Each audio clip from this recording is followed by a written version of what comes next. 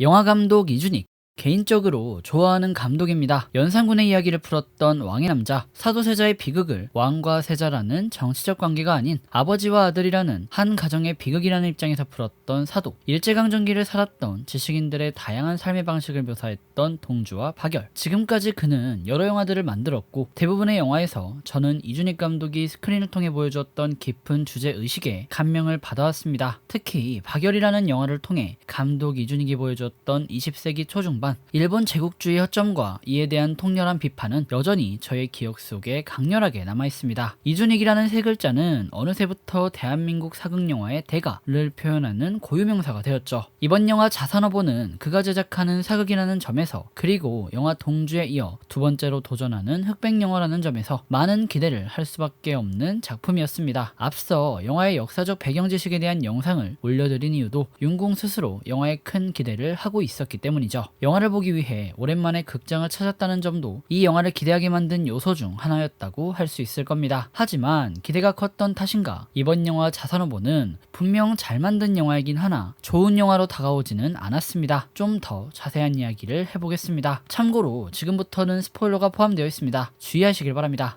영화 자산어보에서 가장 눈에 띄었던 부분은 단연 흑백 구성입니다. 조선시대를 다루는 사극이라는 점에서, 그리고 우리의 아름다운 자연유산 흑산도라는 어촌이 공간적 배경이라는 점에서 흑백이 주는 효과는 너무 좋았습니다. 이전 영화였던 동주와는 전혀 다른 매력이었다는 말이 적절할 겁니다. 어느 정도 도시화가 진행된 차가운 20세기, 암울한 일제강점기를 표현하던 흑백은 다소 구슬프고 건조하게 느껴졌던 것과 달리 이번 자산어보에서의 흑백은 영화의 한 컷 한 컷 모두가 마치 수묵화를 보는 듯했습니다. 평범한 바닷가의 모습도, 인물들이 등장하는 단순한 배경도 마치 수묵화 박물관에 온 듯한 느낌이 들었어요. 요즘 시대의 모든 게 컬러라서 흑백이야말로 새로운 것이고, 판타지라는 감독의 말을 통해 보자면 극중 보여지는 많은 모습들이 우리가 평소에 보는 컬러가 아닌 흑백이라 굉장히 신선하게 다가왔던 것 같아요. 덕분에 몰입도 잘 되었던 것 같습니다. 더불어 그간의 광고들을 통해 대부분의 관객들이 알고 가셨듯 이준익 감독이 영화를 찍는다는 소식에 다양한 배우들이 특별 출연했습니다. 안 그래도 흑백이라는 설정 덕분에 인물에 몰입할 수밖에 없는데, 극중 주연을 맡은 설경구와 변요한 배우 이외에도 여러 배우들이 우정 출연하며 훌륭한 연기력을 보여주는데, 인물들 하나하나 그들의 역할 하나하나가 흑백이라는 배경으로 인해 돋보였고, 이에 그게 쉽게 몰입하며 볼 수 있었다는 점이 너무 좋았던 것 같습니다. 영화의 러닝타임이 대략 2시간으로 긴 편임에도 화면에서 보여주는 비주얼, 흑백이라는 효과가 주는 몰입감, 우정 출연한 배우들을 발견하는 재미 등 여러 요소들 때문에 개인적으로는 2시간이라는 시간이 그리 길다고 느껴지지는 않았던 것 같습니다. 다만 그렇다고 영화의 완성도가 높다는 건 아닙니다. 영화 자산어보는 장점보다는 단점이 더 눈에 들어오는 영화이기 때문입니다. 영화 자산어보는 흑백 영화입니다. 흑백 영화의 장점은 배경 묘사와 색채를 줄임으로써 극을 보는 관객들에게 등장인물과 그들이 만들어내는 서사에 대한 몰입을 강요할 수 있다는 겁니다. 즉, 관객이 인물과 서사에 집중할 수밖에 없는 흑백 영화의 성공 척도는 누가 뭐래도 각본의 완성도일 겁니다. 제가 감상한 영화 자산어보는 각본의 문제에서 큰 지적을 받을 수밖에 없는 작품이라 생각합니다. 좀 더 자세히 이야기를 해보죠. 영화는 크게 세 부분으로 나뉩니다. 첫째, 영화의 초반 대략 15분간 제가 앞서 영상에서 설명드린 정약전의 흑산도 유배 과정이 속도감 있는 전개로 쉽고 빠르게 지나갑니다. 둘째, 흑산도로 유배를 온 정약전과 흑산도 총각 창대가 유대관계를 쌓고 서로의 지식을 나누는 이야기. 셋째, 정약전과 갈등을 빚고 육지로 올라가 벼슬을 하지만 시대적 한계를 맞이하고 다시 흑산도로 돌아와 스승 정약전의 사망을 접하는 창대의 이야기. 이렇게 세 구성이죠. 영화를 보신 분들은 아시겠지만 스토리의 기승전결은 좋습니다. 이준익 감독답게 아주 깔끔하죠. 군더더기가 없어요. 다만 분배가 문제였다고 생각합니다. 영화 자산어보가 초점을 맞춘 건 두 번째 스토리, 즉 정약전과 창대의 자산어보 지필기입니다. 이 스토리는 영화의 80% 이상을 차지하고 있죠. 하지만 정작 영화의 주제는 세 번째 스토리에서 드러납니다. 조선의 근간이 되는 학문, 성리학의 부흥으로 나라를 일으키고 민생의 안정을 꾀하고자 했던 순수한 청년 창대가 세도정치와 삼정의 문란이라는 시대적 파도에 휩쓸리며 결국 자신이 벗어났던 흑산도로 되돌아온다는 이야기. 흑산도를 떠났던 창대와 이러한 시대적 풍랑에 휩쓸려 유배를 떠났기에 창대의 선택을 말리고자 했던 정약전 사이의 갈등, 결국 아무것도 바꾸지 못한 창대와 아무것도 바뀌지 않은 조선에 대한 상황을 현 상황에 빗대어 표현하고자 했던 감독의 메시지가 담겨있는 스토리는 분명 세 번째 스토리입니다. 이 영화가 집중적으로 조명해야 할 부분,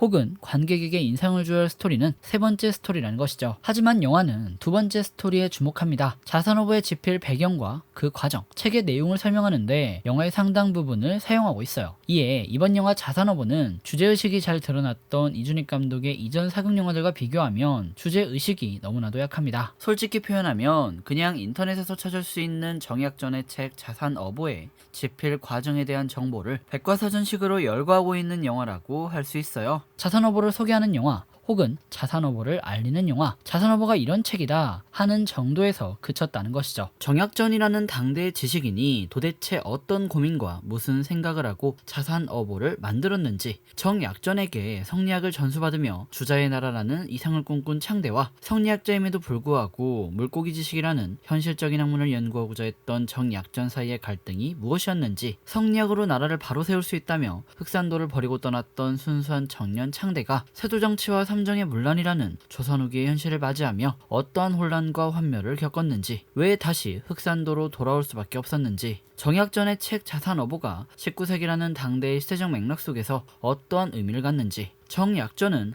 왜 정약용과 다른 선택을 했는지 영화는 구체적으로 설명하지 않습니다. 영화에 등장하는 책 자산어보가 파생시키는 정말 중요한 내용임에도 불구하고 말이죠. 세 번째 스토리에서 잠깐 등장하긴 하지만 그 서사가 너무 빈약했어요. 즉, 이 영화는 자산어보를 설명함에 있어 정말 중요한 부분을 면밀히 조명하지 않았다는 것, 이로 인해 영화가 어떤 말을 하려고 하는지 명확하지 않다는 것, 그저 자산어보에 대한 소개 영상에 그친다는 것, 이러한 부분이 가장 큰 단점이라고 생각합니다. 서적이 가지는 시대적 가치와 그 시대 속 지식인들의 고민을 담았다면 지난 박열만큼의 좋은 영화가 나올 수 있었을 겁니다. 물론 이러한 일련의 아쉬움은 윤공 개인의 전공이 역사이기 때문에 나오는 아쉬움이기도 합니다. 반대로 감독이 이준익이라는 점을 고려하면 이번 영화 자산어보의 선택이 이해가 되기도 합니다. 책에 대한 표면적인 부분에 초점을 맞춘 이유가 있을 수 있다는 것이죠. 안 그래도 정약전이라는 사람은 유명하지 않은 인물이고 자산어보 또한 많은 분들이 잘 모르니 너무 많은 걸 담기보다는 쉽고 간결하게 담자는 취지로 이번 영화가 만들어졌을 수도 있습니다. 이를 통해 자산어보와 정약전에 대한 관심 환기를 의도했을 수 있죠. 다만 그저 자산어보의 집필 과정만을 소개하려면 굳이 이준익 감독이 아니어도 만들 수 있는 영화라고 생각합니다. 많은 영화 팬들이 이준익이라는 감독에게 기대하는 지점이 분명히 있으며 이번 영화 자산어보는 그러한 기대를 충족시키기에는 많이 부족해 보인다는 게 사실입니다. 영화 자체는 나쁘지 않았습니다. 여러 배우들이 보여준 코미디 덕분에 오랜만에 빵빵 터지기도 했고 책 자산어보에 대해 알린 영화라는 점에서 충분히 의의 있는 영화이기도 합니다. 누군가 영화관에 가서 볼만한 영화냐고 묻는다면 제 대답은 예스일 겁니다. 영상미와 배우들의 연기력 때문이라도 꼭 극장에서 봐야 하는 영화라고 생각해요. 그럼 지금까지 운궁이었고요. 영상 유익하셨다면 구독과 좋아요, 알람 설정 부탁드립니다. 그리고 영화에 대한 여러분들의 생각을 댓글로 남겨주시면 감사하겠습니다.